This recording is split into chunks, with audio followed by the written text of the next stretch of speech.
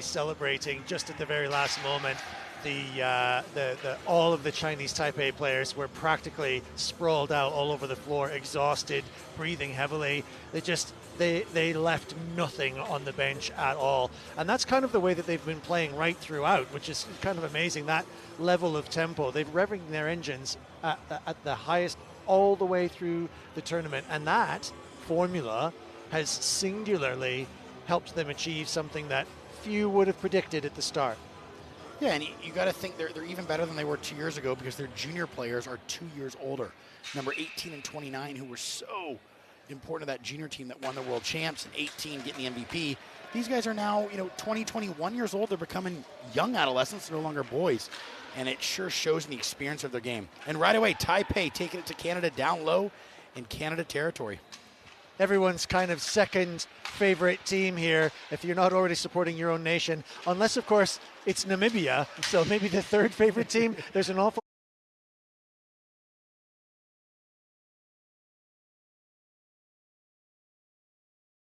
I guess you could say rising stars here of inline from nations that you wouldn't expect, that are really lighting up the world of inline hockey, especially at this senior men's level. It's great to see. And I think how amazing would it be to have Chinese Taipei qualifying for World Games when we're going to Chengdu, China next year. I think it would be fabulous. Very, very interesting indeed. But and here we go. They've got to get through Canada first here, and Canada are no slouches. Maybe a little bit underwritten from the start because of underperformance, but actually turning up quite well here. They struggled against the USA the other night, but the USA are marching towards the finals like an army. And here's something interesting right away, Pete. I noticed against the Americans, against the Italians, everyone else, Taipei played man-on-man the entire game until the very end, and we're not even 2 minutes in, and they've gone back into their box. So I wonder if their legs are just a little bit shot, and they're now having to recover energy this early on in the game. This could be an advantage for Canada. Or maybe just waiting to spring, just going to pick their spots. They're going to sit. They did this a lot during Italy yesterday, for sure. Lots of just sitting and didn't come and chase them at all, waited for Italy to break upon them. Might not be the best strategy, and it might not be the best strategy against Canada. Could give Canada a little bit of a look in, because one thing that Canada can do, arguably not so much defending, but it sure is skating. These Vilios can move. There's a nice little shot there from Elijah. But this Chinese goalkeeper, doesn't get too much credit. But if I've got to be honest, he might be the third best goalie in the world here. I mean, he has been almost flawless. All the talk kind of gets put on his team. But he's the man back there keeping the score so low. And right now, what have we got here? He's got a 929. 929 save percentage. I mean, against Italy, against Canada, against all the teams that they've played. Unbelievable. I think the only two guys above him are Brabeck and Redmond. I mean, if you're really being honest and going down the list, Brabeck is number one, Redmond's number two. Well, they both got shutouts, so neither one's conceded a goal. So I mean, they're flawless, and obviously that'll come down to whoever wins that game. But here's number 18, a nice little move, cuts through in the backhander. Good little save there by the American goalie. I believe that's Max Curry in the net. I think that the Chinese Taipei team here are going to do exactly that. They're going to sit back, let Canada skate around in circles all they want, and then just wait to take their moments. They're very good, the Chinese Taipei, because they're so light on their feet. Their counterattack is really dangerous, so they're going to just pick on any little tiny mistakes. And if Canada are vulnerable, it's certainly maybe just in a little bit of mistakes between the passing. Maybe sometimes they can get a little bit too enthusiastic. They can outrun themselves, and that might be where Chinese Taipei can spring their trap. And both teams are playing very light benches. I mean, even though the Taipei have got looks like almost 80 guys on the bench, only about 6 of them play. Yeah. Canada's only playing about 9 guys, which is also very, very light for a tournament this There's long. that little mistake that I just mentioned, and Chinese Taipei are going to have to jump on top of that. Ooh, that's a little bit physical and almost certainly going to get called from the back. And that's what'll be the Achilles heel for Canada. If they go to the box against Taipei, it tires the Canadians out, and you're putting together a deadly power play. And you look, here's the Taipei boys all on the bench cheering and celebrating. Yeah. Giving They're ready for inspiration this. to their team. The deadly power play. Number 11. I believe this might be his first shift of the tournament. Pinrulai it was the one who got the hit there, and now we've got Kai Shang-Chang. But of course, we're never short of their captain, Yu Shang-Chao. Nobody in this tournament, probably no two people in this tournament have played as many hours as he has. Certainly the most minutes on. Great penalty killer for Canada so far. 3 of the 4 Vilios have been the choice for head coach Pablo Navarro. We've got Cade, Elijah, and Trent, the 3 oldest Vilios. But here's Taipei. Great back check there by Elijah, but number 9 picks it up. Dangerous.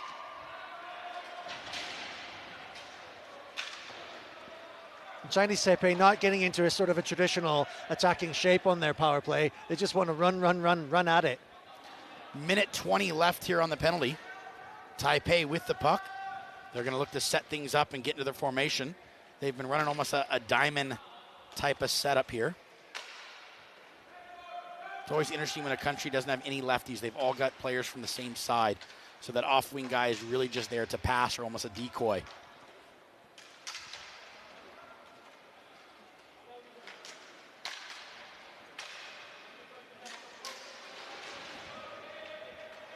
.45 seconds remaining on the penalty to Bryden Frisk with 2 minutes for look like roughing. Doesn't look like they're too penetrative on the shots. Canada actually defending quite well here, really keeping them out. Yet to get a shot on net. I don't think the passing's absolutely rip snorting from Taipei. I think that they really want to move with the puck quick. You know, their counterattack is their greatest weapon. So this won't be their favorite way to score, but they still could. There's another missed opportunity, not putting nets. And you know, I haven't seen number 11 really much game time at all throughout the tournament. He's now on the power play. You've got to wonder if one of the top Taipei boys is maybe injured or out, and they're now having to cycle through the bench, because Canada back to even strength here. You know, it really surprising that that power play didn't produce anything. I don't even know if they had a shot on net. Yeah, I don't think that's their biggest weapon, Chinese Taipei. They want to do this. They want to get at it. They want to have the wind flowing. Whoa, this is dangerous. And you're right, a much better scoring chance there, 4-on-4, coming back in on the regroup where, you know, they get Canada backwards and maybe getting caught on who takes who, and they get that odd man rush where they get their 2-on-1s and 3-on-2s. My car keys are on the Chinese Taipei team scoring on a counterattack, and Canada getting caught hot-footed going forward.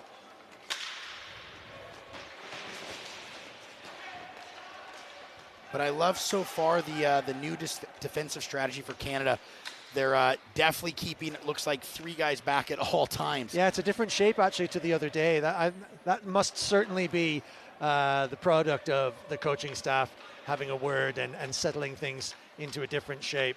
You know, it's so important. Depending on what team you play, you really need to alter your strategy. Here comes Elijah. Nice little move. Gets the shot up. But the goalie drops to his knees early. He's got a lot of height on him and just takes that one right in the chest. Yeah, there's a good helmet's height difference between some of these Canadians and the Taipeis. And here we go. Looks like a 2-on-1 in the making. Cade Vila with the puck. Throws it wide. Ooh, great defensive play there by 18 White. And as you said, here comes Taipei just back got the under other this way. chin. This is the counterattack. Save. Decent spot there from Max Curry.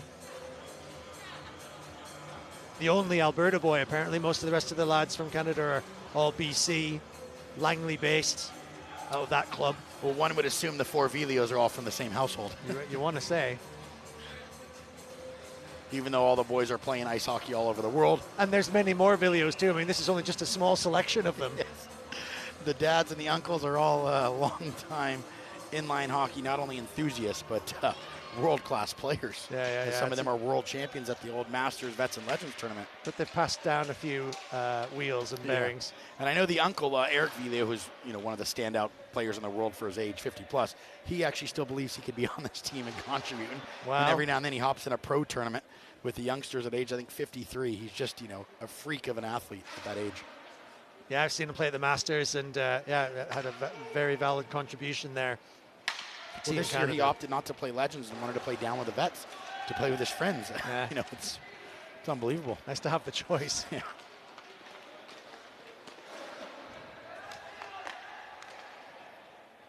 Here's some offensive zone time for Canada, much needed as well. What this does as well, it not only builds momentum, but it gives your goaltender a rest. And remember, Canada's one of the few teams, if not the only team, with 1 goalie in the entire tournament. So you got to think Max Curry's had his workload, no recovery time. So every second they can spin down in the opposition zone is an advantage for Canada. They need to give their goalie a breather. Yeah, there's no respite for him. He's the only keeper that's dressing for Canada, so it's got to sort of take care of the engine a little bit.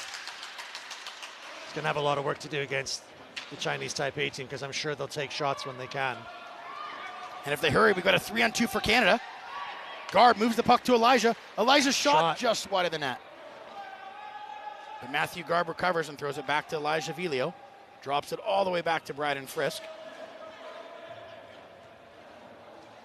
The size difference between these two teams, I think there could be similar to the way that Sweden was playing the other day against Namibia, just like a strength on the puck kind of showdown.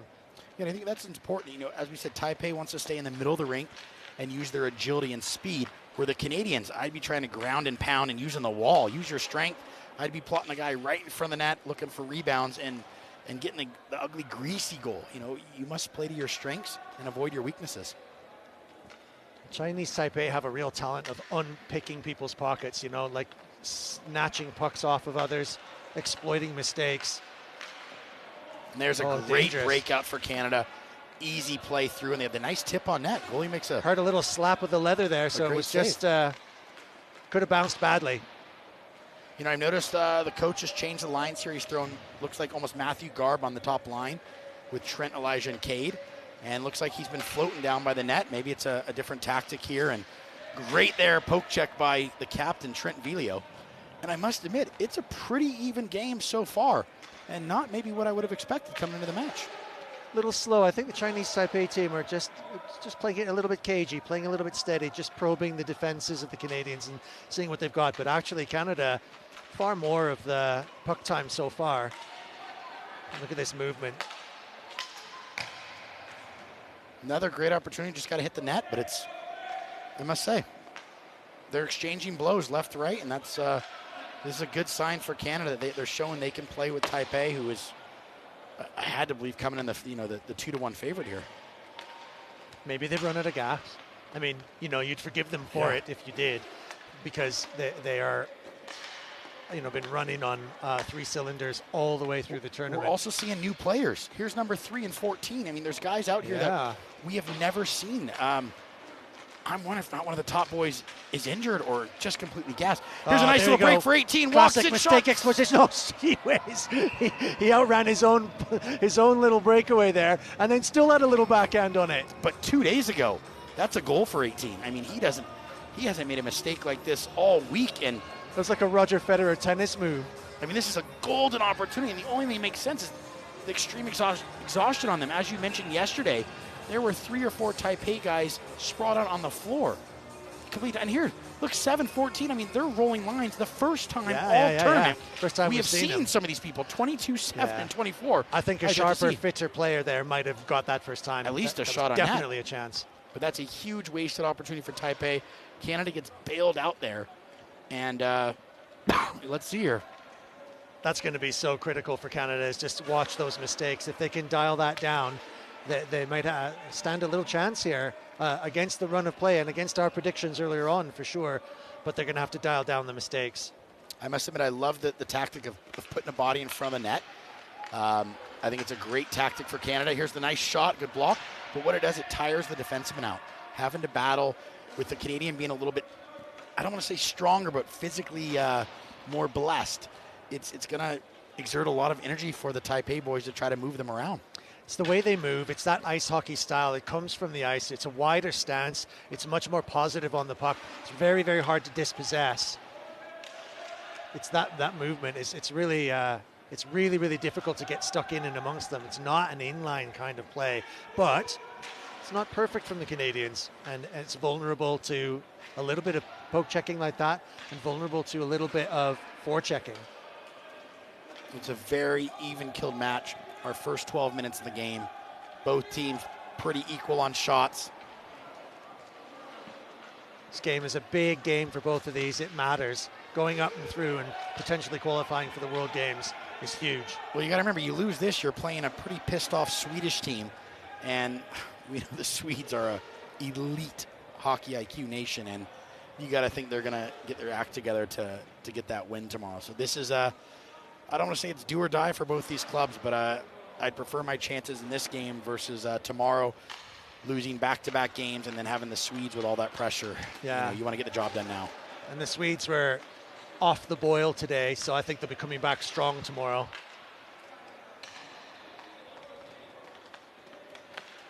Nice little breakout here. Canada's got to try to get to the inside, well interrupted though. that centering pass could have been on. The Taipei's very good at that box. They've got active sticks. And that's going to frustrate the Canadians as well, too, because actually, in terms of, I mean, if you're any one of these guys like this one right here, you really want to have a real good run at the goal. But there's just too much woodwork in front of the net, and they're not getting through this China box. And very quick shifts for Taipei. I mean, this is, we've never seen this before. Yeah. So the only thing that makes it is they're just pure exhaustion, and now they're going to roll lines, which you've got to think is, it evens the playing field now. Shot. Here they go again. Every whistle now they're changing. Yeah, it's kind of unusual to see. I mean, this is how it should be. You know, you should be taking 2-minute shifts and going. But with Taipei in their first 6 games here, I mean, they had a couple guys that line changed once or twice maximum all game. And they're not worse for it, so you make me wonder if they've been holding back a little bit on some real talent that has yet to been exploited. Here's number 69. He's out here now. Haven't seen that number in a while. You know, 29, 9, and 18 have been the nice little play there for Canada. Good radar employed there. And there they go. They've planted Matthew Garb right in front of the net. You can see using the body, making the Taipei boys, push them around and stuff. And there's a rebound shot. And here comes Taipei. Well, we've got a 2-on-1. Fast break. Could do it.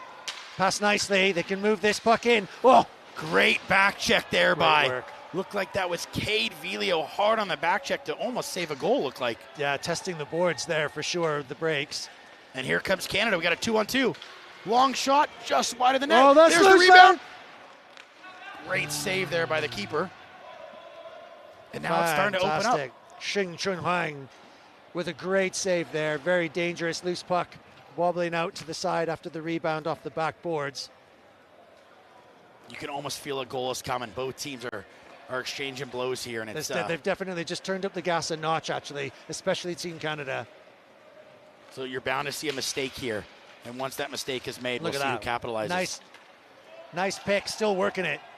That's that strength versus stick in it. Oh, good. Hey, tell you what, he's looking him on it. Ooh, one-timer was teed. And as we said, there was the mistake. He picks it off, and we have a one-timer that just missed by inches. Why, woo. Ho, ho, ho. Just had the shotgun locked and loaded. Just missed the target. You know, and Taipei sat back in their box. In the last 3 minutes, they forced on the forecheck where maybe the Canadians weren't expecting them to pressure so hard. And he just picked his pocket in the offensive zone and set up a gorgeous opportunity. That had to be the best scoring opportunity thus far in this game. And it came right off the back of Canada rolling forward, nearly scoring on theirs. Oh, loose puck in front, kicking it. I'd like to see Canada put more pucks on the net here. Just put it on the net and let the guy in front get that rebound. Gabriel Peralta there, just not quite collecting the chance that he had. Gabe's one of Mika's, bright and shining worker bees, works in the rink for him, always helping assistant. He's also coaching a lot of the Pure Maple teams. Just a great, great human being. He's been honored with his work ethic and his attitude to be the assistant captain, which is such an honor to wear a letter for Canada in his first ever men's appearance. So it just shows you what the program thinks of him and all the stuff he does behind the scenes and mentoring the youth. It's not always about the skill and being the top players, but we notice the people that are growing the sport and developing and giving back, and he shows what a true leader is all about. So big congratulations to him, and he's playing some decent hockey here. Impact player, nearly made an impact there with a goal. Now it's a possible chance. Oh, the backhand just dribbling over the top of the post. Would have preferred Elijah to rip the shot on the forehand, but he decided to try to get cute and probably make the the better backhand. Shot. Trying to be too pretty. Still a great scoring chance and a great save. I mean, you wouldn't accuse a lot of the Canadian sides of being very pretty or playing a pretty brand of hockey, but that was maybe a little bit too fancy. Yeah, I should have one-timed it. Old school. There's the better shot now. Great save. There's another long shot, tip in front. And look, Canada keeping a stretch guy, even 3-on-3 here, not coming back to support. So they've really changed their tactics here on the Canadian squad. Look at this. Interesting tactic here from Chinese Taipei. Just slowed down time there a little bit. They're almost playing like the Namibians. Yeah. Keeping that regroup and then waiting for your top guys to always put the puck in their hand and go 2-on-2. Smart. Great little spin move. Even better D there by the Canadian captain. Chen Liu trying a little twisty turn, but it didn't come off right. Canada just strong. Just like bulls, they're rolling through everywhere. I mean, it's been so easy for 88 Red here. It almost looks like he's in second gear, though. I mean, here we go. We got a foot race. Matthew Garb with a puck. We've got a one-on-one in the making. Garb, nice little move, walks in front, shot. What a save. Great save. And there was Canada's best scoring opportunity. Had a little half breakaway there. Excellent one-on-one move there by Matthew Garb. I feel like that's probably the way that Canada's going to score. It's just going to be going one-on-one, bursting through like a bull in a china shop. No pun intended. Here comes the time.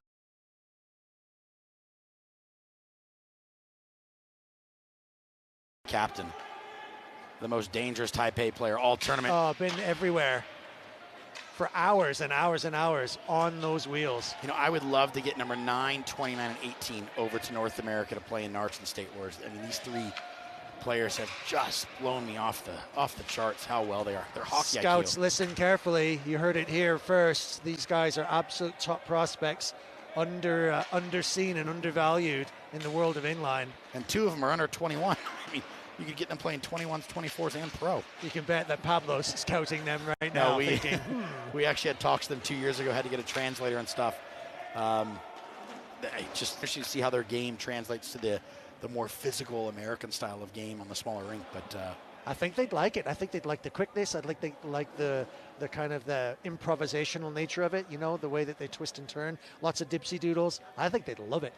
No, I mean, they came over and they played Narch in the younger divisions, I think 14s and 16s, about 2 years ago in the Platinum division and won everything. Yeah. I mean, it was unbelievable. So they're doing something over there. Nice little move here by Cade Vila. There's the shot. Ooh, side of the net. 30 seconds left here in the first half. Yeah, we're where'd still it at go? 0-0. No whistles, huh? Yeah, really, really clean. We always said that right the way through the week, that actually Chinese Taipei play so clean. They're just there for one mission. That's get that biscuit in the basket. And nice pass there. Well. Walks in. There's the shot. There's the rebound. Still loosen feet. And I think that's the play for off the pad, get the rebound in front. It's got to be a greasy, ugly goal. Because this Taipei goalie is good. I don't think he's the best at side to side, but he's huge. I mean, upstairs, there's not much space on him, so you got to get this guy moving. And I'd be looking to tip it 5-hole on this guy with him being so big. Keeper number 20, Sheng Shun Hang.